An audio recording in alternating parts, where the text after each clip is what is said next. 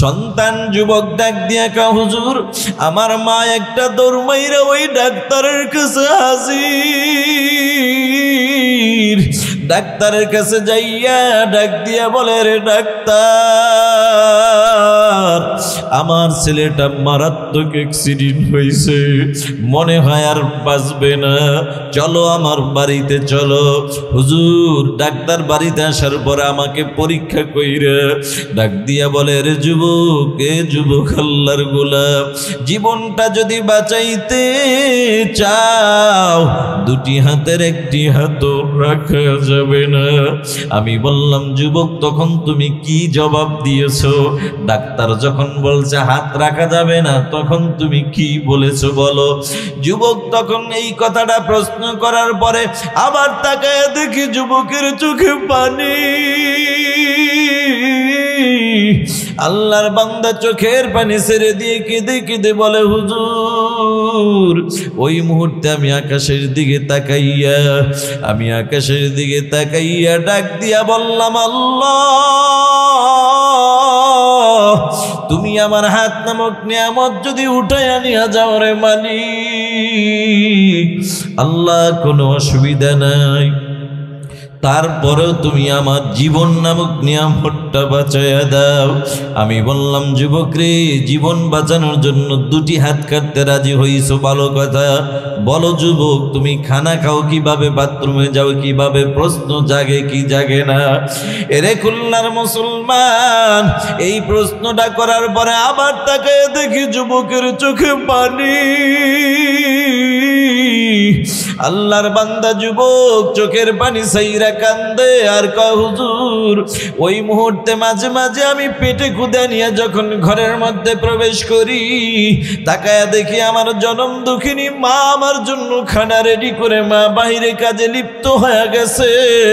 তখন পেটে ক্ষুধা নিয়ে একবার আমি খানার দিকে তাকাই, আবার মায়ের চেহারার দিকে আমি তাকাই, আর আকাশের দিকে তাকায় বলি ওরে আকাশের মালিক আমার আল্লাহ। ডাক ডাক না একটা মায়া লাগায় বলেন না আল্লাহ।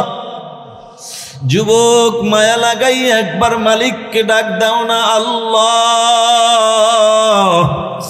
ও যুবক হয় না একটু মায়া লাগাইয়া বলো না আল্লাহ। যুবক জীবনবার আল্লাহর দেওয়া কণ্ঠটা দিয়া কত নেতার স্লোগান দিলা, কি লাভ হইল রে বাবা? সকাল থেকে সন্ধ্যা পর্যন্ত স্লোগান দিতে দিতে দিতে দিতে বিকালবেলা তোমাকে এক কাপ চা একটা মিষ্টি অথবা 500 টাকা, তাও আবার যদি এলাকার কোনো পাতি নেতার হাতে পড়ে যায় তোমার 300 টাকা জায়গায় গায়েব হয়ে যায়, ঠিক কিনা?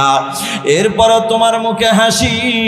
আল্লাহ ডাক দিয়া করে গোলাম মাঝে মাঝে যদি ওই কণ্ঠটা দিয়া মায়া লাগায়া যদি আমি আল্লাহকে আল্লাহ আল্লাহ আল্লাহ বলে যদি ডাকো, আমি আল্লাহর কুদরতি অন্তরও কিন্তু ঠান্ডা হয়ে যায়। এরে বান্দা আমি আল্লাহকে যদি ডাকার মতো ডাকতে পারো, আমি আল্লাহর কুদরতি অন্তরটাকে যদি ঠান্ডা করেই দিতে পারো, আমি আল্লাহ তোমার ওই দুনিয়ার নেতার মতো সামান্য টাকা চা দিয়া মিষ্টি দিয়া বিদায় করব না। আমি আল্লাহ কি দিয়া বিদায় করব জানো? আমি আল্লাহ তোমার নামটা জাহান্নাম থেকে কাটিয়া তোমার নামটা জান্নাতের খাতায় উঠাইয়া দিব। ও যুবক ভাই, এবার যুবক কয় হুজুর ওই মুহূর্তে আমি আকাশের দিকে তাকাইয়া বললাম ও মালিক আল্লাহ যদি হায়াত নামক নিয়ামত নিয়ে যাওয়া আমার কি উপায় হবে? ও মালিক জীবনটা বাঁচাইয়া দাও। আমি বললাম যুবক রে বুঝলাম জীবন বাঁচানোর জন্য দুটি হাতেই কাটতে রাজি হইলা, বলো যুবক তুমি খানা খাও কিভাবে? এই প্রশ্নটা করার পরে কয় হুজুর মাঝে মাঝে দেখি আর আকাশের দিকে তাকায়া বলি আল্লাহ আমার হাত নামক নিয়ামতের যে কত দাম এতদিন বুঝি নাই, আজকে আমি বুঝতেছি রে মালিক আমার হাতের কত দাম। যদি আমার হাত নামক নিয়ামত থাকতো তাহলে পেটে ক্ষুধা নিয়ে আমার মায়ের চেহারার দিকে তাকায় তাকা লাগতো না। কথা ঠিক না বেঠিক? নিজের খানা নিজেই মুখে তুলে দিতে পারতাম। এ খুলনার মুসলমান যুবক ভাই, ঘটনা বলার উদ্দেশ্য ছিল না, বুঝাইতে জিকিরের মজা তো বুঝেছিল নবীর সাহাবী হযরতে বেলাল রাদিয়াল্লাহু তাআলা আনহু। কথা বলেন ঠিক কিনা?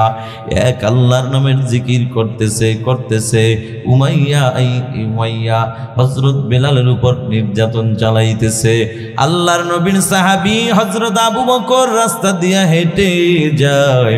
আবু বকর তাকায় দেখে কিরে বেলালের উপর নির্যাতন চলে।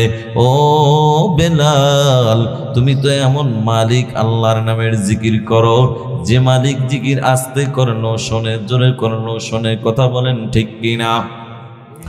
আবু বকর ডাক দিয়া বলে, ভাই বেলাল, জিকিরের আওয়াজটা একটু স্লো করে দাও, উমাইয়ার শাস্তি থেকে তুমি অন্তত বেঁচে যাইবা। আবু বকর বুঝাইয়া যখন রওয়ানা, আবার একই পথ দিয়া যখন আবু বকর পথ চলতেছেন, আবার আবু বকর তাকাইয়া দেখে হযরত বেলাল সেই আগের মতোই জোরে জোরে আল্লাহর নামের জিকির করে। আবু বকর ডাক দিয়া বলে, ও ভাই বেলাল, এত করে বুঝাইলাম, জিকিরের আওয়াজটা স্লো করে দাও, উমাইয়ার শাস্তি থেকে বেঁচে যাইবা। আবু বকর এই কথাটা বলার পর বেলাল ডাক দিয়া কয়, ভাই আবু বকর, জিকিরের আওয়াজটা স্লো করে দিলে উমাইয়ার শাস্তি থেকে বেঁচে যাব, এটা আমি বেলালও বুঝি, তারপরেও কেন বন্ধ করি না? একটাই কারণ, বলে জিকিরের আওয়াজ এক আল্লাহর নামের যখন আহাদ আহাদ বলে আমি জিকির করি, মালিক আল্লাহর নামের জিকির করার কারণে উমাইয়া যে আমাকে শাস্তি দেয়, উমাইয়ার শাস্তি লাগে, ব্যথা লাগে আমি বেলালের শরীরে, আর আমার মালিক আল্লাহর নামের জিকিরের মজা লাগে আমি বেলালের অন্তরে। সুবহানাল্লাহ। ও যুবক ভাই, জিকিরের মধ্যে মজা আছে না নাই? মোহাম্মতের সাথে একটু জিকির করি, লা ইলাহা ইল্লাল্লাহ, লা ইলাহা ইল্লাল্লাহ, লা ইলাহা ইল্লাল্লাহ, লা ইলাহা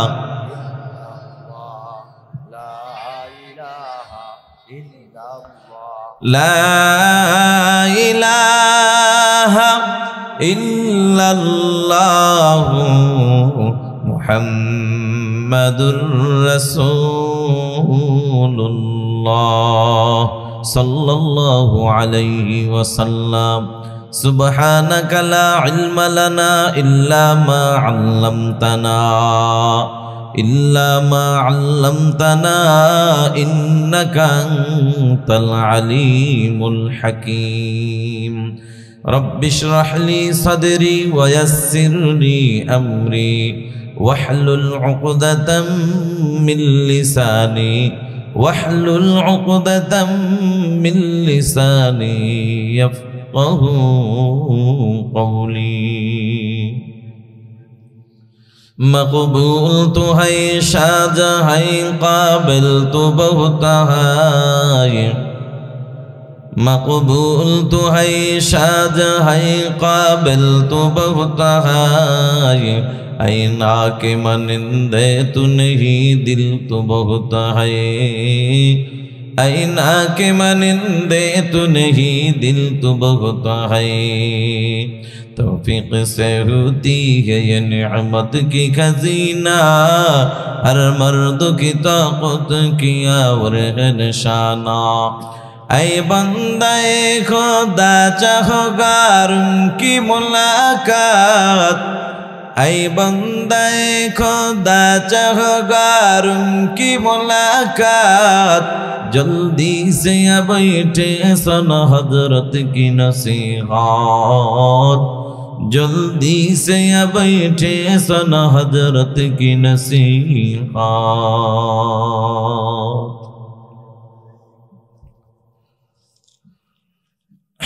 अल्हम्दुलिल्लाह,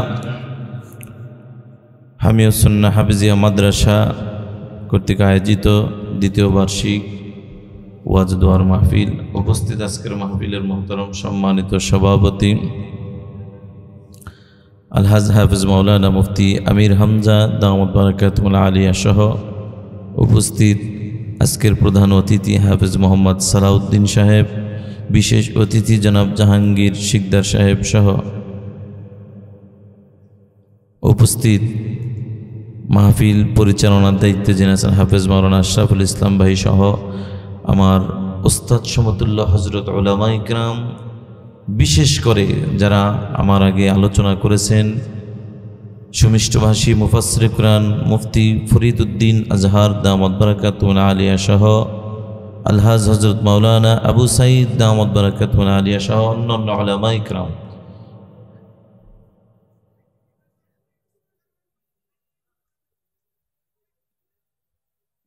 এই দেশের থেকে শয়তান গেল, শয়তানের খালাতো ভাইরা কিন্তু এখনো যায় না। জোরে বলেন ঠিক কিনা? এরা কত বড় নাম্বার ছাড়া বেয়াদব হলে মাহফিলের পাশে বসে কথা বলতে পারে। এদের মাথায় সমস্যা আছে, পাবনা হসপিটালে ভর্তি করা দরকার। ন্যূনতম জ্ঞান থাকলে যেখানে কোরআনের মাহফিল হয় হয়তো আমি যাব না, অন্য কাউকে ডিস্টার্ব করব না, এটাই হলো জ্ঞানী লোকের পরিচয়। নিজেকে কি ভাবতেছো? পণ্ডিত মনে করতেছো? তোমার এই পণ্ডিতগিরি এগুলা দুনিয়ায় চলবে, এলাকায় চলবে, কবরে চলবে না। কথা কোন ঠিক কিনা? আসল পণ্ডিত তো ওই ব্যক্তি যে আখিরাতকে ভালো বোঝে। কথা বলেন ঠিক কিনা? ভাইয়ের আমার, হযরত উলামায়ে কিরাম যারা আছেন স্টেজে চলে আসেন, আপনারা স্টেজে বসেন। উপস্থিত আমার বৃদ্ধ বাবাজিরা, কলিজার টুকরা যুবক ভাইয়েরা, পর্দার আড়ালে অবস্থানরত সম্মানিত মা বোনেরা, মহান আল্লাহ রব্বুল আলমিনের দরবারে কালিমাত শুকর আদায় করছি যে মহান রব্বুল আলমিন হায়াতের জিন্দিগির এই মূল্যবান সময় থেকে কিছু সময় ব্যয় করে পবিত্র কোরআন ও হাদিসের আলোচনা শুনবার জন্য বেহেশতের বাগান, জান্নাতের বাগান, উলামায়ে কিরামদের মজলিস, সবচেয়ে দামি মজলিস। আওয়াজ দিয়ে বলেন ঠিক না বেঠিক? উলামায়ে কিরামদের মজলিস, দামি মজলিস। আওয়াজ দেয় এত নিচু হলে চলবে না। আজকে মুসলমানের এই আওয়াজ নিচু হওয়ার কারণেই কিন্তু টঙ্গীর ময়দানের এই অবস্থা। কথা বলেন ঠিক কিনা? উলামায়ে কিরাম ও মুসলমান খেয়াল রাখবেন, সন্তান দুনিয়াতে আসার পরেই দৌড় মারেন কখন কোথায় উলামায়ে কিরাম আছে, ডাক দেয়া, ডান কানে আজান, বাম কানে ইকামত। একটু পরে আবার সন্তান বড় হবে, বড় হলেই মক্তবে পাঠান উলামায়ে কিরাম। আবার বিবাহ দিবেন উলামায়ে কিরাম, অসুস্থ হয়েছে পানি পড়া উলামায়ে কিরাম, মরছে জানাজা দিবেন উলামায়ে কিরাম, মরার পরে আবার দোয়া সেখানেও উলামায়ে কিরাম। কই তখন তো কোনো নেতাকে ডাকা হয় নাই, তখন তো কাউকে ডাকা হয় নাই। তাহলে সব জায়গায় উলামায়ে কিরাম, আর মাঝে দিয়া পাগড়ি মাথায় দিয়া ভেষ দইরা আমির সাইজা পণ্ডিতি করার সুযোগ তোমাকে কে দিয়েছে? কথা বলেন ঠিক কিনা? উলামায়ে কিরাম যেহেতু মূল কাজে উলামায়ে কিরাম, সব কাজে উলামায়ে কিরাম থাকবে। কথা বলেন ঠিক কিনা? আল্লাহ কবুল করুন, আমিন। তাহলে একটি আওয়াজ চাই আবার, উলামায়ে কিরামদের মজলিস, সবচেয়ে দামি মজলিস। আওয়াজ দিয়ে বলুন ঠিক না বেঠিক? খুলনার মুসলমান ঠিক বললো, ঠিক না বললো, কিন্তু কথা এটাই ঠিক। আবার বলেন ঠিক কিনা? কেমন দামি মজলিস! এই দামি মজলিসে যে আসবে, যে বসবে, সেই দামি হয়ে যাবে। সুবহানাল্লাহ। কিন্তু দামি মজলিসে সকলেই আসতে পারে না। আসলেও আবার তাকায়া দেখবেন সকলেই বসতে পারে না, বসলেও আবার তাকায়া দেখবেন আখিরি মোনাজাত পর্যন্ত সকলেই থাকতে পারে না। আমি জানতে চাই আপনাদের এলাকায় মুসলমানের সংখ্যা কি? এই না আরো কিছু আছে? হ্যাঁ, আরো 10-12 জন হবে নাকি? হ্যাঁ, আরো 10-12 জন হবে নাকি? বেশি? কত বেশি হুজুর? অনেক বেশি, অনেক বেশি। যদি আবার প্রশ্ন করি ভাই সবাই তো চলে আসছে, জবাব হবে না হুজুর এখনো অনেক বাকি, অনেক বাকি। কি বুঝলেন বাবা? টাকা থাকলেই সোনার মক্কা মদিনায় যাওয়া যায় না, শক্তি থাকলেই আল্লাহর ঘর মসজিদে যাওয়া যায় না। ঠিক কোরআনের মাহফিলের পাশে ঘর থাকা সত্ত্বেও কোরআনের মাহফিল আসা যায় না। এটা মালিকের পক্ষ থেকে কবুল হওয়ার ব্যাপার, কথা কোন ঠিক কিনা? আল্লাহর ওলি কারি তৈয়ব সাহেব রহমতুল্লাহি আলাইহি কুতুবাতে হাকিমুল ইসলাম নামক কিতাবের মধ্যে ছোট্ট একটি ঘটনা বর্ণনা করেন। আল্লাহর ওলি বলেন, এক মালিকের একটা গোলাম ছিল, গোলামকে নিয়ে ঘর থেকে বের হইলেন বাজারের উদ্দেশ্যে। কিছু দূর যাওয়ার পর হঠাৎ করে মসজিদ থেকে আজানের আওয়াজ শুরু হয়ে গেছে। ও খুলনার মুসলমান, বলেন না কিসের আওয়াজ? কার নামের আওয়াজ? আপনাদের কি মন খারাপ নাকি বাবা? রাগ করছেন নাকি? জবানটা দান করলেন কে? এরে খুলনার মুসলমান, যে মালিক এত সুন্দর জবান নামক নিয়ামত দান করলেন, ওই মালিক আল্লাহর দেওয়া জবানটা খুলিয়া আমার আল্লাহকে আল্লাহ বলে ডাকতে ভালো লাগে না খারাপ লাগে? বাবাজি, ভালো কেন লাগবে না? জবানটা তো দান করেছেন আপনার আমার মালিক আল্লাহ। আল্লাহ ডাক দিয়া করে, গোলাম, একই মায়ের 5 সন্তান, তাকায়া দেখো একই মায়ের 5 সন্তান, 4 জন কথা বলতে পারে, 1 জন পারে না, আছে না নাই? 4 জন চোখে দেখে, 1 জন দেখে না, আছে না নাই? 4 জনের হাত আছে বাবা, 1 জনের নাই, আছে না নাই? ওরে খুলনার মুসলমান, একটু কি চিন্তা করে দেখো না? আহারে, আল্লাহ তো পারতো আমাকেও ওরকম হাত ছাড়া বানাইতে, আমাকেও তো জবান নামক নিয়ামত উঠায় নিয়ে যাইতে পারতো। আজকে জবান নামক নিয়ামত আছে বিদায় কোনো কদর নাই। এরে খুলনার মুসলমানে যুবক ভাই, ও বৃদ্ধ বাবাজিরা, ও পর্দার আড়ালের মা, আজকে হাত নামক নিয়ামত আছে তো কদর নাই, চোখ নামক নিয়ামত আছে তো এটার কোনো মূল্য কদর তোমার কাছে আমার কাছে নাই। অথচ এই নিয়ামত গুলা যার নাই, তাকে যায় জিজ্ঞাসা করে দেখো এক একটা নিয়ামতের কত দাম, কথা কোন ঠিক কিনা? জানি না আপনারা খুলনার মুসলমান জীবনেও কখনো কাউকে প্রশ্ন করার সুযোগ পেয়েছেন কিনা আমার জানা নাই। তবে বাবা, আমার জীবনে আমি একজনকে প্রশ্ন করার সুযোগ পেয়েছিলাম। যদি বলেন আমি তাহলে ঘটনাটি বলবো। বেশি দিন আগের কথা নয় বাবা, এই তো গত কয়েক বছর আগের ঘটনা। ওই উত্তরবঙ্গে রংপুর মাহফিল করে ঢাকার উদ্দেশ্যে রওনা হয়ে গেলাম। ঢাকাতে আসার সময় আমি ট্রেনে আসতেছিলাম। বগুড়া পার হওয়ার পর আমার সিটের পাশেই দাঁড়ানো 15 থেকে 16 বছরের একজন যুবক, আল্লাহর গোলাম, চেহারাটা বড় সুন্দর। দুঃখের বিষয়, ডানে তাকায়া দেখি যুবকের ডান হাত নাই, বামে তাকায়া দেখি যুবকের বাম হাতটাও নাই। গলার মধ্যে গামছা দিয়ে বল ঝুলাইয়া আল্লাহর বান্দা চকলেট বিক্রি করতেছে। দৃশ্যটি দেখে আমি আমার মালিক আল্লাহর দরবারে আমি শুকর আদায় করলাম আর ডেকে বললাম, আল্লাহ, কত সুন্দর নিয়ামত তুমি আমাকে দান করেছো আল্লাহ। ইচ্ছা করলে পারতা তুমি আমাকে আমার যুবকের মতো বানাইতে, ইচ্ছা করলে তুমি পারতা আমাকেও তো যুবকের মতো বানাইতে, কথা কোন ঠিক কিনা? এখন তো বাবা আমার ভিতরে প্রশ্ন জাগে, আল্লাহ, দুনিয়ার জমিনে তাকায়া দেখলাম এই যে হাতে একটা ঘড়ি পরলাম, ঘড়িটা দেখা যায়। এই ঘড়িটা পরার জন্য বাবা কিন্তু আমার আরেকটা হাতের প্রয়োজন হয়েছে। চশমাটা পড়তে যাই, সেখানেও দেখি হাতের প্রয়োজন হয়। খানা খাইতে যাই, সেখানেও দেখি হাতের প্রয়োজন হয়।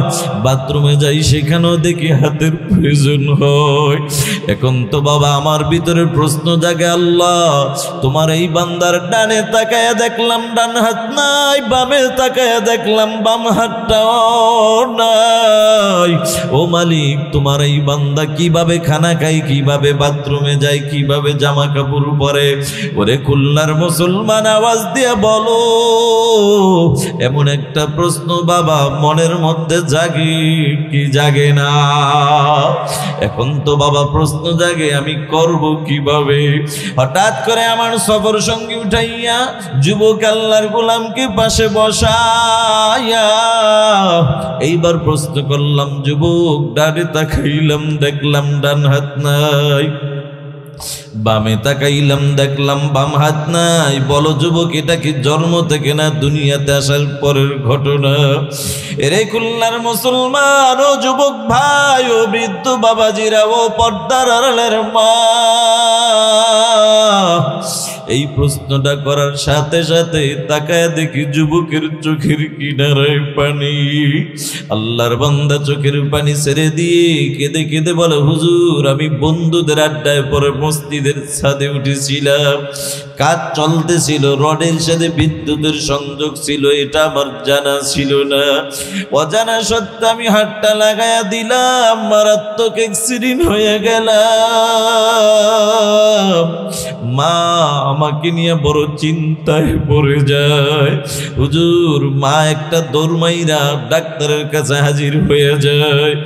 ও যুবক ভাই, সন্তান যদি দুনিয়াতে বিপদে পড়ে যায়, সবার আগে যিনি চিন্তা বেশি করেন তিনি কিন্তু জনম দুঃখিনী মা। কথা কোন ঠিক না বেঠিক? মা অনেক সময় ডাক্তারের কাছে যাইয়া ডাক দিয়া বলে, রে ডাক্তার, আমার ছেলেটার নাকি চোখটা নষ্ট হয়ে গেছে, চোখ নাকি আর কাজ হবে না। ওরে ডাক্তার, একটু চিন্তা করে দেখো, আমি মায়ের চোখটা কি লাগাইয়া আমার সন্তানকে দেওয়ার কোনো সিস্টেম আসেনি। এমন কথা পৃথিবীর জমিনে তোমার বন্ধু বলবে না, বান্ধবী বলবে না। এমন কথা কিন্তু তোমার ওই মাকে বাদ দিয়া যেই শাশুড়ির পাগল হইছ রে যুবক, ওই শাশুড়িও এমন কথা কোনোদিন বলবে না। শুধুমাত্র একজনই বলবেন, তিনি হলেন জনম দুঃখিনী মা। ঠিক কিনা? সন্তান যুবক ডাক দিয়া কা, হুজুর, আমার মা একটা দৌড় মাইরা ওই ডাক্তারের কাছে হাজির। ডাক্তারের কাছে যাইয়া ডাক দিয়া বলে, রে ডাক্তার, আমার ছেলেটা মারাত্মক অ্যাক্সিডেন্ট হয়েছে, মনে হয় আর বাঁচবে না, চলো আমার বাড়িতে চলো। হুজুর, ডাক্তার বাড়িতে আসার পরে আমাকে পরীক্ষা কইরা ডাক দিয়া বলে, রে যুবক, এ যুবক, আল্লাহর গোলাম, জীবনটা যদি বাঁচাইতে চাও, দুটি হাতের একটি হাত রাখা যাবে না। আমি বললাম, যুবক, তখন তুমি কি জবাব দিয়েছো? ডাক্তার যখন বলছে হাত রাখা যাবে না, তখন তুমি কি বলেছো বলো? যুবক তখন এই কথাটা প্রশ্ন করার পরে আবার তাকায় দেখি যুবকের চোখে পানি। আল্লাহর বান্দা চোখের পানি ছেড়ে দিয়ে কেঁদে কেঁদে বলে, হুজুর, ওই মুহূর্তে আমি আকাশের দিকে তাকাইয়া ডাক দিয়া বললাম, আল্লাহ, তুমি আমার হাত নামক নিয়ামত যদি উঠাইয়া নিয়ে যাও রে মালিক, আল্লাহ, কোনো অসুবিধা নাই, তারপরেও তুমি আমার জীবন নামক নিয়ামতটা বাঁচাইয়া দাও। আমি বললাম, যুবক রে, জীবন বাঁচানোর জন্য দুটি হাত কাটতে রাজি হইছো, ভালো কথা। বলো যুবক, তুমি খানা খাও কিভাবে, বাথরুমে যাও কিভাবে? প্রশ্ন জাগে কি জাগে না? এরে খুলনার মুসলমান, এই প্রশ্নটা করার পরে আবার তাকায় দেখি যুবকের চোখে পানি। আল্লাহর বান্দা যুবক চোখের পানি সাইরা কান্দে আর কয়, হুজুর, ওই মুহূর্তে মাঝে মাঝে আমি পেটে ক্ষুধা নিয়ে যখন ঘরের মধ্যে প্রবেশ করি, তাকায়া দেখি আমার জনম দুঃখিনী মা আমার জন্য খানা রেডি করে মা বাহিরে কাজে লিপ্ত হয়ে গেছে। তখন পেটে ক্ষুধা নিয়ে একবার আমি খানার দিকে তাকাই,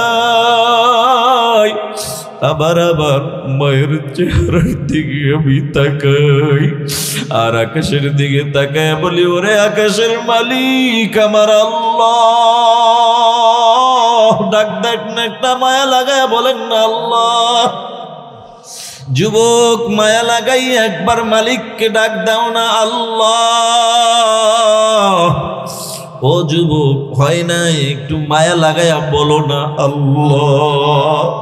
যুবক, জীবনবার আল্লাহর দেওয়া কণ্ঠটা দিয়া কত নেতার স্লোগান দিলা, কি লাভ হইল রে বাবা? সকাল থেকে সন্ধ্যা পর্যন্ত স্লোগান দিতে দিতে দিতে দিতে বিকালবেলা তোমাকে এক কাপ চা, একটা মিষ্টি অথবা 500 টাকা, তাও আবার যদি এলাকার কোনো পাতি নেতার হাতে পড়ে যায় তোমার 300 টাকা জায়গায় গায়েব হয়ে যায়, ঠিক কিনা? এরপরও তোমার মুখে হাসি। আল্লাহ ডাক দিয়া করে গোলাম, মাঝে মাঝে যদি ওই কণ্ঠটা দিয়া মায়া লাগায়া যদি আমি আল্লাহকে আল্লাহ আল্লাহ আল্লাহ বলে যদি ডাকো, আমি আল্লাহর কুদরতি অন্তরও কিন্তু ঠান্ডা হয়ে যায়। এরে বান্দা, আমি আল্লাহকে যদি ডাকার মতো ডাকতে পারো, আমি আল্লাহর কুদরতি অন্তরটাকে যদি ঠান্ডা করেই দিতে পারো, আমি আল্লাহ তোমার ওই দুনিয়ার নেতার মতো সামান্য টাকা, চা দিয়া মিষ্টি দিয়া বিদায় করব না। আমি আল্লাহ কি দিয়া বিদায় করব জানো? আমি আল্লাহ তোমার নামটা জাহান্নাম থেকে কাটিয়া তোমার নামটা জান্নাতের খাতায় উঠাইয়া দিব। ও যুবক ভাই, এবার যুবক কয়, হুজুর ওই মুহূর্তে আমি আকাশের দিকে তাকাইয়া বললাম, ও মালিক, আল্লাহ যদি হায়াত নামক নিয়ামত নিয়ে যাওয়া আমার কি উপায় হবে? ও মালিক, জীবনটা বাঁচাইয়া দাও। আমি বললাম, যুবক রে, বুঝলাম জীবন বাঁচানোর জন্য দুটি হাতেই কাটতে রাজি হইলা। বলো যুবক, তুমি খানা খাও কিভাবে? এই প্রশ্নটা করার পরে কয়, হুজুর মাঝে মাঝে দেখি আমার মা আমার জন্য খানা রেডি করে বাহিরে যে কাজে লিপ্ত হয়ে গেছে, তখন পেটে ক্ষুধা নিয়ে একবার খানার দিকে তাকাই, আর একবার আমার মায়ের চেহারার দিকে তাকাই, আর আকাশের দিকে তাকাই, বলি আল্লাহ, আমার হাত নামক নিয়ামতের যে কত দাম এতদিন বুঝি না, আজকে আমি বুঝতেছি রে মালিক, আমার হাতের কত দাম। যদি আমার হাত নামক নিয়ামত থাকতো, তাহলে পেটে ক্ষুধা নিয়ে আমার মায়ের চেহারার দিকে তাকায় তাকা লাগতো না। কথা ঠিক না বেঠিক? নিজের খানা নিজেই মুখে তুলে দিতে পারতাম। এ খুলনার মুসলমান যুবক ভাই, ঘটনা বলার উদ্দেশ্য ছিল না, বুঝাইতে চাইলাম, হাত বলো, চোখ বলো, জবান বলো, নিয়ামত দান করলেন যিনি, তিনি কে? ওই আল্লাহর দেওয়া জবানটা খুলিয়ে আল্লাহকে ডাকতে ভালো লাগে না খারাপ লাগে? যদি ভালো লাগে মুসলমান, আর একবার আওয়াজ দিয়ে বলো। যুবক তো চলতেছে, গোলাম চলতেছে, চলতেছে, মালিকও চলতেছে। হঠাৎ করে কার নামের আওয়াজ শুনছে? আল্লাহর নামের আওয়াজ শুই না, গোলাম তো জায়গায় ব্রেক হয়ে গেছে। আল্লাহু আকবার। কারণ আল্লাহ পাক সূরা আনফালের শুরু দিয়ে বলেন, ইন্নামাল মুমিনুনা আল্লাযীনা ইযা যুকিরাল্লাহু ওয়াজিলা। ও যুবক ভাই, আল্লাহর বান্দা যুবক তো এখন জায়গায় ব্রেক হয়ে গেল। ডাক দিয়া কয়, ও জমিদার, যদি একটু সময় দিতেন, অনুমতি প্রদান করতেন, আমি আমার আসল মালিকের কুদরতি কদমে একটু সেজদা দিয়ে আসতাম। কন্যা সুবহানাল্লাহ। এইবার কপাল পরা জমিদার ডাক দিয়া কয়, রে গোলাম, আসল মালিক আবার কে তা তো চিনলাম না। কন্যা নাউযুবিল্লাহ। গোলাম ডাক দিয়া কয়, ও জমিদার, আমার আসল মালিকের জমিনে থাইকা আসল মালিককে চিনতে পারো না? আবার মনে হয় তোমার মতো কপাল পরা, তোমার মতো বেঈমান আল্লাহর জমিনে দ্বিতীয় আর কেউ হতে পারে না। ঠিক না বেঠিক? কয়, আমার আসল মালিকের পরিচয়টা একটু নাও। আসল মালিক হইলেন তিনি, আসমান জমিন বানাইলেন যিনি, চন্দ্র সূর্য বানাইলেন যিনি। কথা ঠিক না বেঠিক? আসল মালিক হইলেন তিনি। আমার মতো গোলাম আর তোমার মতো জমিদারকে বানাইলেন যিনি, তিনি হইলেন আসল মালিক আমার আল্লাহ। সুবহানাল্লাহ। এবার গোলাম ডাক দিয়া জমিদার কয়, গোলাম যাও যাও, অনুমতি দিলাম, সময় কিন্তু বেশি নষ্ট করবা না। এবার গোলাম তো মসজিদে চলে গেল। এ কলিজার টুকরা যুবক ভাই, এ বৃদ্ধ বাবাজিরা একটা কথা জানতে চাই, এই হায়াতের জিন্দিগির এই মূল্যবান সময় থেকে কিছু সময় ব্যয় করে যারা কোরআনের বয়ান শোনার জন্য বসছেন, বলেন আপনাদের হায়াতের জিন্দিগির সময়টা কি নষ্ট হইতেছে? না না, বরঞ্চ নষ্ট হয় না। নষ্ট তো তাদেরটাই হয় যাদের কাজ নাই, চার দোকানে বইসা শুধু শুধু গল্পে লিপ্ত। কথা কন ঠিক না বেঠিক? বাবারে, এই জান্নাতের বাগানে আসা বসা এটা বড় ভাগ্যের ব্যাপার, সবাই পারে না, মালিকের পক্ষ থেকে কবুল হওয়ার ব্যাপার। আল্লাহর গোলাম তো মসজিদে চলে যায়, নামাজ আদায় করে করে সবাই ফরজের উপরে সুন্নাত আদায় করে এক এক করে মসজিদ থেকে বের হয়, কিন্তু গোলাম তো আর মসজিদ থেকে বের হয় না। গোলাম মালিকের কুদরতি কদমে সেজদা দেওয়ার জন্য বারবার বারবার দাঁড়ায়, দুই রাকাত করে নামাজ পড়ে আল্লাহর বান্দা তৃপ্তি সহকারে নফল নামাজ পড়া এবার মসজিদ থেকে বের হয়। জমিদার তো কপাল পরা দাঁড়ায় রয়েছে, কিরে আমার গোলাম তো সবার আগে ঢুকলো, এখনো কেন বের হয় না? গোলাম বের হওয়ার পরে জমিদার ধমক দিয়া বলে, ওই যে টাকার গরম আর ক্ষমতার গরম। ডাক দিয়া কয়, রে গোলাম, কে তোমাকে আটকায় রাখছে? তুমি না আমি জমিদারের গোলাম, তো কার এত বড় সাহস যে তোমার আটকায় রাখতে পারে? তুমি না সবার আগে ঢুকলা, পরে বের হইলা, অথচ তোমার পরে যারা ঢুকলো সবাই তো আগে বের হয়ে গেল। বলো গোলাম, কার এত বড় সাহস? কে তোমাকে বাধা দিল? গোলাম ডাক দিয়া করে, জমিদার, এটা তো তুমি বুঝবা না। আরে তোমার মতো কবল পরা জমিদারকে যে মালিক আল্লাহ তার ঘর মসজিদ পর্যন্ত যাওয়ার তৌফিক দান করে নাই, আমার মতো গোলামকে তার ভালোবাসার জালে আটকাইয়া তার ঘর মসজিদ থেকে বের হইতে দেয় না। কন্যা সুবহানাল্লাহ। ও কলিজার টুকরা যুবক ভাই, এবার বলেন না এই দামি মজলিস আসার তৌফিক দান করলেন কে? সে মালিকের দরবারে কালিমাতুশ শুকর আদায় করে চিৎকার দিয়ে সবাই বলি আলহামদুলিল্লাহ। ভাইয়ার আমার, বয়ান লম্বা হবে না, বয়ান খুব সংক্ষিপ্ত আকারে বয়ান, মাদ্রাসার মাহফিল, বেশি বয়ান লম্বা হবে না।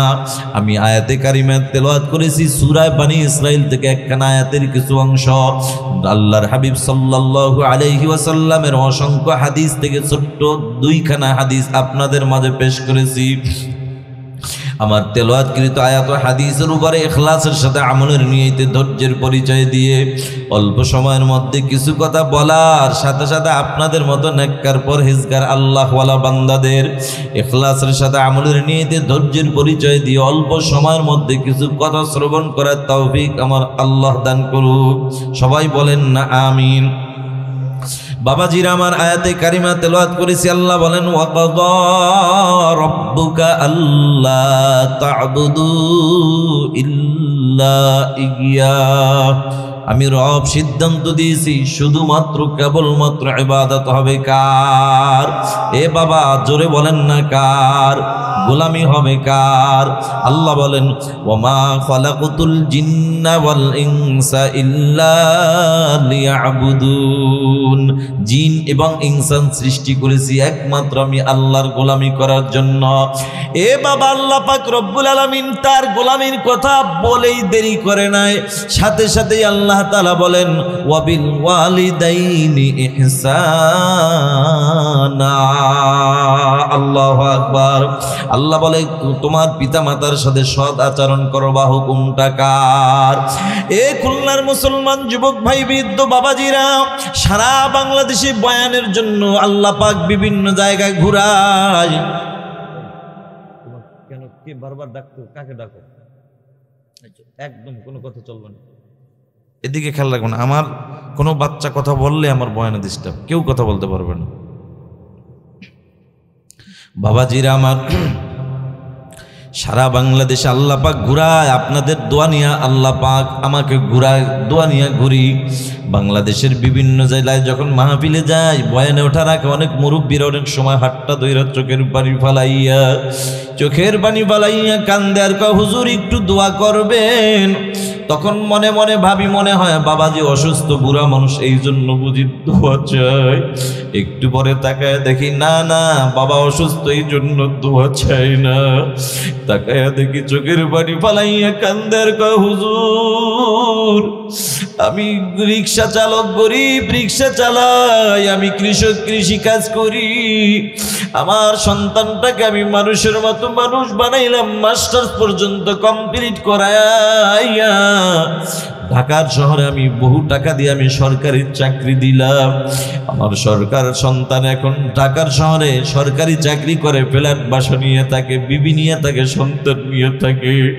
হুজুর দিনের পর দিন চলে যায়, রাতের পর রাত চলে যায়, সপ্তাহ চলে যায়, মাস চলে যায়। একটা মিনিটের জন্য আমি বাবাকে টেলিফোন করার সুযোগ আবার সোনার ছেলের হয় না। আছে না নাই? হুজুর ছেলের জন্য এত তাবিজ ঝুলাইলাম, এত কিছুই করলাম, কোনো উপকার পাই না, আপনি একটু মুসাফির মানুষ, দোয়া করবেন। আমি তখন বলি, বাবাজি মনে কিছু করবা না, তাবিজ ঝুলাইয়াও কোনো লাভ হবে না, মাজারে মান্নত কইরাও লাভ হবে না, দোয়া দিয়াও কোনো কাজ হবে না। কারণ সন্তান যে পিতা মাতার হক আদায় করে না, খোঁজ খবর নেয় না, খেদমত করে না, এটার পিছনেও কিন্তু একটা কারণ আছে না নাই? এই কলিজার টুকরা যুবক ভাই, বৃদ্ধ বাবাজিরা, কি কারণ? আমি আজকে কারণটা নিয়েই করব আপনাদের মাঝে বয়ান। কারণ যদি দূর না করি, কারণ দূর না কইরা যদি হাজারো চিকিৎসা করা হয়, কসম আল্লাহর, ওই কারণ দূর না কইরা চিকিৎসায় কোনোদিন কোনো কাজ হবে না। বাবাজির আমার, এই যে আপনাদের এলাকায় এই হামিউস সুন্নাহ হাফিজিয়া মাদ্রাসার মনে করেন পানির ট্যাঙ্কির উপরে যদি একটা মরা বিড়াল পড়ে যায়, ওই বিড়ালটা পড়ার পরে দেখবেন বাবাজি পইচা যদি গন্ধ বের হয়ে যায়, পানিটা যখন ছাড়বেন পানির থেকে দেখবেন গন্ধ আসে। ও বাবা, একজন আইসা উজু করার জন্য নাকে পানি দিল, দেখলো গন্ধ, ডাক দিয়া কয়, ও হাবেশ সাহেব হুজুর, আপনাদের পানির ট্যাঙ্কি থেকে গন্ধ আছে, পচা গন্ধ, তাড়াতাড়ি পানি ফালান, নতুন পানি ঢুকান। হুজুর পানি ফালাইয়া আবার নতুন পানিটা মোটর চাইরা ঢুকায় দিল, কিন্তু বাবা মরা বিড়াল কিন্তু ফালায় নাই। আবার বিকালবেলা আইসার একজনে কয়, হুজুর গন্ধ তো দূর হয় না, আবার পানিটা চেঞ্জ করেন। হুজুর আবারও পানি চেঞ্জ করলো, কিন্তু বন্ধু বিড়াল কিন্তু ফালায় নাই। ওরে মুসলমান, ও শিক্ষিত বাবাজিরা, ও জ্ঞানী লোকেরা, ও আমার যুবক ভাইয়েরা, বৃদ্ধ বাবাজিরা, ও পর্দার আড়ালের মা,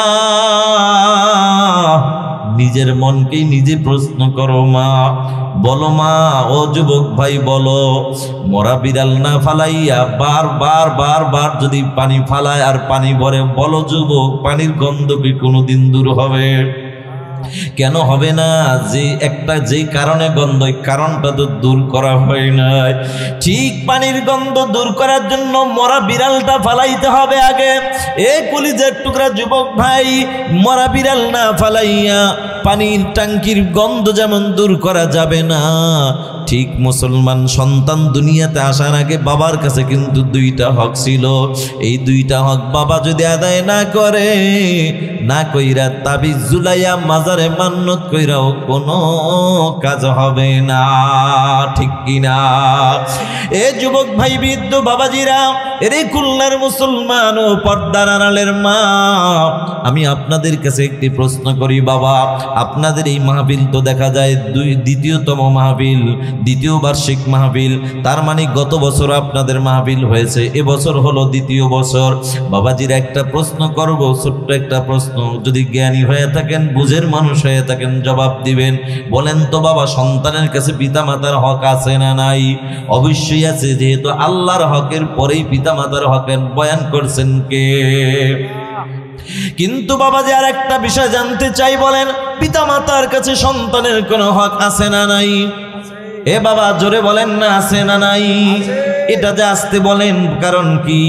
আমাদের বাংলাদেশের মানুষগুলা একটা জিনিস খুব ভালো জানে, সেটা হলো সন্তানের কাছে আমরাই পাবো, কিন্তু আমাদের কাছে যে সন্তানের পাওনা ছিল এটা অনেক বাবা জানে না, জানার চিন্তাও করে না। এই জন্যই তো খালি তাবিজ ঝুলায় আর মাজারে মান্নত করে, পানি পড়ার জন্য দৌড়ায়। কথা কোন ঠিক কিনা? এই কলিজার টুকরা যুবক ভাই, বৃদ্ধ বাবাজিরা, এবার আবার একটা প্রশ্ন করব। বলেন, একটু আগে বলেছেন সন্তানের হক আছে, পিতা মাতার হক আছে, এবার বলেন বাবাজি, হকের সিরিয়ালটা আগে কার? পিতা মাতার হক কি আগে না সন্তানের হক আগে? বলেন তো বাবা। মাশাআল্লাহ মাশাআল্লাহ, যোগ্য লোক আল্লাহ পাক আমাদের পাশেই বসায় দিয়েছে, কন্যা আলহামদুলিল্লাহ। বাবাজির আমার, এই যে আপনারা অনেকেই বলেন পিতামাতার হক আগে, না না না না, পিতামাতার হকের গুরুত্ব বেশি, কিন্তু বাবা সিরিয়ালে কিন্তু পিতামাতার হক আগে না। কারণ সন্তান দুনিয়ায় আসবে, এরপরে আপনি বাবা হইয়া হকের দাবি করবেন, আপনি মা হইয়া হকের দাবি করবেন। কিন্তু বাবা কিতাবে আসছে সন্তান দুনিয়াতে এখনো আসে নাই, আসার আগেই বাবার কাছে সন্তানের দুইটা হক। জোরে বলেন না সুবহানাল্লাহ। সন্তান দুনিয়াতে এখনো আসে নাই, আসার খবরও নাই, তার মানে আপনি এখনো বিবাহই করেন নাই, সন্তান আসবে কোথা থেকে? ও যুবক ভাই, বিবাহ করার আগেই বাবার কাছে সন্তানের দুইটা হক, মার কাছে না, কার কাছে? বাবার কাছে। বলেন তো বাবা, সন্তানের হক আগে না পিতা মাতার হক আগে? সবাই বলেন সন্তানের হক আগে। বলেন না সন্তানের হক আগে। মুখস্থ করে নেন ও যুবক ভাই, ও বৃদ্ধ বাবাজিরা, ও কলিজার টুকরা যুবক, হাতে ধরে পায়ে ধরে একটা কথা বলে যাই, যেহেতু আমার পর্দার আড়ালের মা বোনেরাও বয়ান শোনার জন্য আসছেন, কথা কোন ঠিক কিনা? ও যুবক ভাই, বৃদ্ধ বাবাজিরা, একটা কথা বলে যাই, সন্তান দুনিয়াতে এখন আসে নাই, দুনিয়ায় আসার খবরও নাই, আসার আগেই বাবার কাছে সন্তানের দুইটা হক। জোরে বলেন না সুবহানাল্লাহ।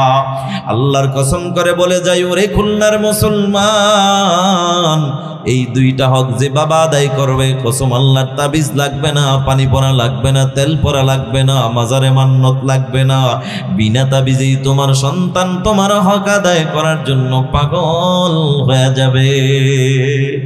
ওরে মুসলমান নবীর উম্মত, ও যুবক ভাই, ও বৃদ্ধ বাবাজিরা, কলিজার টুকরা যুবক রে, এবার আসো যুবক, তোমাদের নিয়ে হবে এখন আমার বয়ান।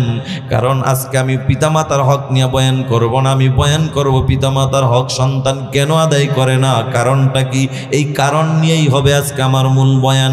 যেমন কারণের যেই বিড়াল পড়ার কারণে পানির গন্ধ দূর হয় না, বিড়াল না ফালাইলে, কারণ দূর না করলে যেমন পানির গন্ধ দূর হয় না, ঠিক মুসলমান কিছু কারণ আছে যেই কারণে সন্তান পিতামাতার হক আদায় করে না, ওই কারণগুলা আগে আমাদের দূর করতে হবে, এরপরে অটোমেটিক তাবিজ ছাড়াই সন্তান হক আদায় করবে। যেমন নাকি আপনি জমিনের মধ্যে ফসল লাগাইছেন, ধান লাগাইছেন, অথবা যা কিছুই আপনি লাগান না কেন, ওই ধান ক্ষেতের মধ্যে যে কোনো ফসল আছে, ফসলের মধ্যে কিন্তু কিছু আগাছা আছে, ওই আগাছাগুলো আপনার আগে দূর করা লাগবে, কথা কোন ঠিক কিনা? ও নবীর উম্মতের দল, বাবাজিরা, আপনাদের কি কষ্ট হচ্ছে নাকি? চলবে কিছুক্ষণ, মনোযোগ আছে কিনা? সবার কি মনোযোগ আছে? ঘুম আসতেছিনি বাবা? খুলনার মানুষ তো এত তাড়াতাড়ি ঘুমানোর কথা না, তারপরও একটু পরীক্ষা করি, সবাই কি সজাগ না ঘুম? সত্যি করে কোন? জীবনে তো অনেক মিথ্যা কথা বলছেন বাবা, আজকে অন্তত এই কোরআনের মাহফিলে একটা সত্য কথা বলবেন, ওয়াদা দেন। সবাই কি সজাগ? সবাই কি সজাগ? দেখি তো বাবা, তাহলে ঘুমাইছেন কে কে? একটু হাত জাগান। ঘুমাইছেন কে কে? একটু হাত জাগান। ওরে বাবা, এখনো হাত জাগায় রইছে। ওরে খুলনার মুসলমান, এত পাওয়ার, খুলনার মুসলমানের যে এত পাওয়ার আগে জানতাম, আগে শুনতাম, কিন্তু জানতাম না। আজকে বাস্তবে দেখলাম, গতকালকে ফুলতলাও বয়ান ছিল, সেখানেও দেখেছি আসলেই আপনাদের পাওয়ার অনেক বেশি। ঘুমের মাঝেও হাত জায়গায় বৈশা থাকেন, তবে অসুবিধা নাই, কোনো টেনশন নাই, কোনো টেনশন নাই। আমার বাড়ি হলো বরিশাল, আমরা বরিশালের মানুষ, আপনি একবার আর দুইবার নয়, যদি শতবার হাত জাগায়া বলেন ও বরিশালের হুজুর আমি ঘুমাইছি, কসম আল্লাহর আমি বিশ্বাস করব না। কারণ আমরা বরিশালের মানুষ ভালো করে জানি ঘুমন্ত মানুষ কখনো হাত জাগাইতে পারে না। ঠিক কিনা জোরে বলেন? এ মুসলমান বাবাজিরা আমার, এবার আমি আপনাদের কাছে আবার প্রশ্ন করি, বাবা আপনারা কি সজাগ না ঘুমন্ত? দেখি তো সজাগ। এইবার হাত জাগাইবেন যারা সজাগ আছেন তারা। শুধু হাত জাগাইলে হবে না, হাত জাগানোর সাথে সাথে একটা তাকবীরের আওয়াজ দিতে হবে। দিতে পারবেন কিনা দেখি তো সজাগ আছেন কে কে? নারায়ে তাকবীর। ও কলিজার টুকরা যুবক, ও খুলনার মুসলমান, তাকবীর আওয়াজ আল্লাহু আকবার বলতে কি আপনাদের ভয় লাগে নাকি? নাই নাই নাই নাই, কোনো ভয় নাই। বিগত দিনে এমনও দিন গিয়েছে আমাদের মনে বড় দুঃখ, কলিজায় বড় আঘাত আছে, বড় আঘাত আছে। যে বাংলার জমিনে ৯৫% মুসলমান বাংলার জমিনে বসবাস করে, এ বাংলার জমিনে ৯৫% মুসলমান মন খুলে নারায়ে তাকবীর আল্লাহু আকবার স্লোগানটাও পর্যন্ত আমরা দিতে পারি না। কথা বলেন ঠিক কিনা? স্বাধীন বাংলাদেশে মুসলমান নারায়ে তাকবীর আল্লাহু আকবার বলে এবার এখন তাকবীর দিবে, আওয়াজ দিবে, মুসলমান বাধা দিবে তো দূরের কথা, বাধা দেওয়ার চিন্তাও করার সুযোগ কেউ পাবে না। মুসলমান তাকবীরের আওয়াজ এমন একটি আওয়াজ দিতে হবে, নারায়ে তাকবীর আল্লাহু আকবারের স্লোগান নিয়ে যদি ময়দানে নেমে যাও, কসম আল্লাহর বাংলার জমিনে কোনো নাস্তিক বেঈমান খুঁজে পাওয়া যাবে না। কথা বলো ঠিক কিনা?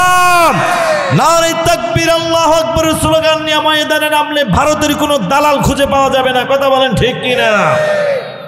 এই জন্য মুসলমান বাবাজিরা আমার, ও নবীর উম্মতের দল, এবার আল্লাহর গোলাম, ও যুবক ভাই, যে কথা বলতেছিলাম সন্তান দুনিয়াতে এখন আসে নাই, ও যুবক এইবার তোমাদেরকে নিয়ে হবে আমার বয়ান।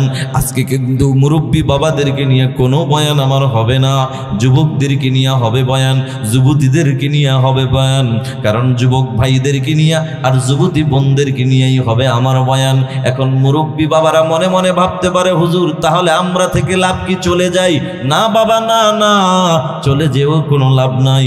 বসেন, আপনাদের জন্য যদিও বয়ান হবে না, কিন্তু সর্বশেষে আপনাদের জন্য হবে দোয়া। চোখের পানি ছেড়ে ছেড়ে কেঁদে কেঁদে বলবো, আল্লাহ আমার যেই মুরব্বী বাবারা গভীর রাত পর্যন্ত বসেছিল, এদের জীবনের সব তুমি মাফ কইরা সিদ্দিক আকবরের মতো নেককার বানায়া দাও। জোরে কন্যা আমিন। ও যুবক ভাই, বৃদ্ধ বাবাজিরা, এরে যুবক তোমাদেরকে নিয়ে এখন বয়ান বুঝাইতে চাই। যুবক তোমরা যারা নেককার সন্তানের বাপ হতে চাও, যুবক রে হাতে ধরে পায়ে ধরে বলে যাই, যুবক সন্তান দুনিয়াতে আসার আগে বাবার কাছে দুইটা হক মনে থাকবে নি। ১ নম্বর হক, যুবক তুমি যদি নিজে নেককার সন্তানের বাপ হতে চাও, ১ নম্বর হক হইল যুবক তুমি নিজে আগে নেককার হও, হালাল পথে চলো, হালাল খানা খাও, হালাল রক্ত শরীরের মধ্যে ঢুকাও। ওই হারাম খাইয়া, চাঁদাবাজি কইরা, মানুষ ঠকাইয়া, গরিব ঠকাইয়া খাইয়া আর সন্তান জন্ম দিবা, তাবিজ জুলাইয়া বলবা আব্দুল কাদের জিলানির মতো সন্তান চাই, কসম আল্লাহর এটা হবে না, হবে না। কথা কোন ঠিক কিনা? এই জন্য যুবক ভাই, নেককার সন্তান হওয়ার প্রথম শর্ত হইল যুবক তুমি নিজে আগে নেককার হও। যুবক রে তুমি নিজে নেককার হও। এ যুবক, এরপরে দ্বিতীয় নম্বর হও, তোমার ঘরে একজন নেককার বিবি ঢুকাও। কারণ বাপ যদি ভালো হয়, মা ভালো হওয়ার আশা করা যায়, আর মা যদি ভালো হয়, সন্তান ভালো হওয়ার আশা করা যায়। এই জন্য যুবক ভাইয়ের অনুরোধ করে বলে যাই, রে যুবক আজকে থেকে ওই মালিক আল্লাহর কাছে দুইটা দোয়া চালায়া যাও। একটা দোয়া করো, আল্লাহ তুমি আমাকে নেক হায়াত দান করো, আর একটা দোয়া করো, আল্লাহ হায়াতের জিন্দগিতে তুমি আমাকে একজন নেককার বিবি দান করো। ও যুবক ভাই, নেককার বিবি ঘরে ঢুকাইলে কিন্তু তোমার জন্য 3টা লাভ। কন্যা সুবহানাল্লাহ। এই যুবক ভাই, নেককার বিবি ঘরে ঢুকাইলে তোমার জন্য 3টা লাভ বলমনি। ও পর্দার আড়ালের মা, ভালো করে শুনে নাও, দুনিয়ায় শান্তি পরকালে মুক্তি যদি পেতে চাও তুমিও কিন্তু 2টা দোয়া চালায়া যাও। একটা দোয়া করো, আল্লাহ তুমি আমাকে নেক হায়াত দান করো, আর একটা দোয়া করো, আল্লাহ হায়াতের জিন্দেগিতে আমার জন্য একজন নেককার আল্লাহওয়ালা স্বামী দান করো। তবে বর্তমানে দুঃখজনক হইল সত্য, এই বাংলার জমিনে অধিকাংশ মা বোন পাওয়া যায় এরা আল্লাহওয়ালা স্বামী চায় না, টুপিওয়ালা দাড়িওয়ালা নামাজি স্বামী এরা চায় না। এরা যেটা চায় সেটা হইল টাকাওয়ালা, বাড়িওয়ালা, গাড়িওয়ালা, বিদেশিওয়ালা স্বামী চায়। আল্লাহর কসম করে বলি, ও পর্দার আড়ালের মা, ভালো করে শুনে নাও, টাকায় শান্তি দিতে পারে না, বিল্ডিং বাড়ি গাড়ি শান্তি দিতে পারে না। শান্তি দেওয়ার মালিক যিনি, তিনি কে? আরো জোরে বলেন না, তিনি কে? এই জন্য যুবক ভাই, নিজে নেককার হও, নেককার বিবি ঘরে ঢুকাও। এটা হলো সন্তান দুনিয়াতে আসার আগে বাবার কাছে সন্তানের 2টা হক। কারণ ভালো একটা বাপ দরকার আর ভালো একটা মা দরকার, কথা কন ঠিক কিনা? বাপ যদি ভালো হয় মা ভালো হওয়ার আশা করা যায়, আর মা যদি ভালো হয় সন্তান ভালো হওয়ার আশা করা যায়। এই জন্য যুবক ভাই, নেককার বিবি ঘরে ঢুকাও, কপাল বড় ভালো। নেককার বিবি ঘরে ঢুকাইলে তোমার জন্য 3টা লাভ।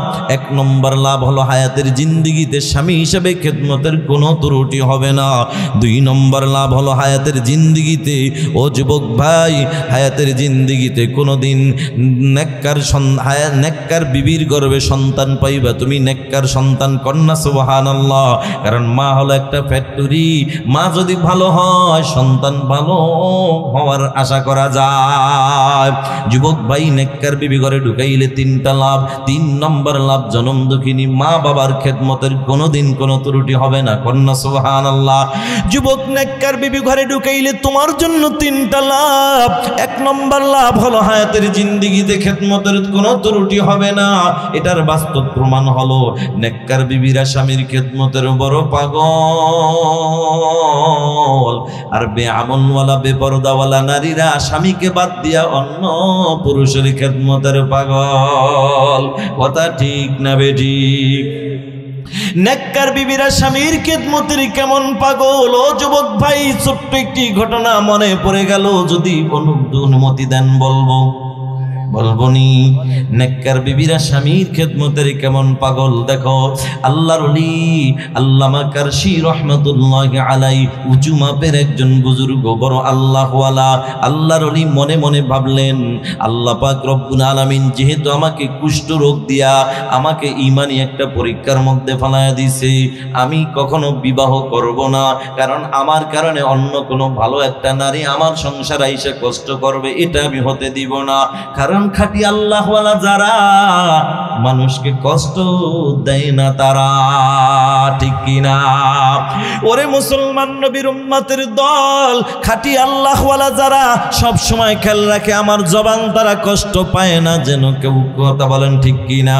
আর আমগো বাংলাদেশে এখন আল্লাহওয়ালা বাইরেছে। আল্লাহর নবী কয়, আল মুসলিমু মান সালিমাল মুসলিমুনা মিন লিসানিহি ওয়া ইয়াদি। খাঁটি মুসলমান তো ওই ব্যক্তি যাহার হাত মুখ হইতে অঙ্গ প্রত্যঙ্গ হইতে অপর মুসলমান নিরাপদে থাকে, শান্তিতে থাকে, কন্যা, সুবহানাল্লাহ। এই হাদিসটা হলো আমার নবীর হাদিস। বলেন তো নবীর হাদিস, নবীর কথা কি সত্য না মিথ্যা? নবীজি বলছে, খাঁটি মুসলমান তো ওই ব্যক্তি যার হাত হইতে অপর মুসলমান নিরাপদে থাকে, মুখ হইতে জবান দ্বারা কাউকে কষ্ট দিবে না, হাতের দ্বারা কষ্ট দিবে না, কাউকে কোনো প্রকার কষ্ট দিবে না। অথচ আমগো বাংলাদেশে কত আল্লাহওয়ালা আছে, আল্লাহর ওলি দাবি করে, পাগড়ি মাথায় দিয়া বাঁশের লাঠি নিয়া টঙ্গীর ময়দানে ইস্তেমার মাঠে যাইয়া তাহাজ্জুদ পড়ে এমন লোকরেও পিটাইয়া মাইরা পালায়, কথা কন ঠিক কিনা? এরা আল্লাহওয়ালা হতে পারে না, এরা হলো বাংলাদেশের নাম্বার 1 সন্ত্রাস। কথা বলো ঠিক কিনা? ওরে মুসলমান, এই সন্ত্রাস বাহিনী দিয়ে কখনো আল্লাহর নবীর দাওয়াতের কাজ হতে পারে না, সন্ত্রাস দ্বারা কখনো এই কাজ চলতে পারে না। এই তোমরা হইলা খুনি, আর তোমরা হইলা নাম্বার 1 সন্ত্রাস। তোমরা যদি আসলে নবীর দায়ী, নবীর উম্মত হইয়া যদি উম্মতের দায়িত্ব পালন করতা, নবীর দায়িত্ব যদি পালন করতা, তাহলে এই কাজ করতে পারতা না। ওরে মুসলমান, নবীর উম্মত, দাওয়াত ও তাবলীগ তো একটা, সেটা হলো উলামায়ে কেরামের গ্রুপ। কথা কোন ঠিক কিনা? বাংলার জমিনে অন্য যত গ্রুপ আছে এগুলা হলো সব ভণ্ডামি, এগুলা সব বাদ। বাংলার জমিনে যদি এমন বাটপার সিটার এই বাংলার জমিনে থাকতে পারে নাই, তাহলে টুপিওয়ালা বেশদইরা পাগড়ি মাথায় দিয়া কোনো বাটপার সিটারও স্থান বাংলার দেশে নাই। কথা বলো ঠিক কিনা?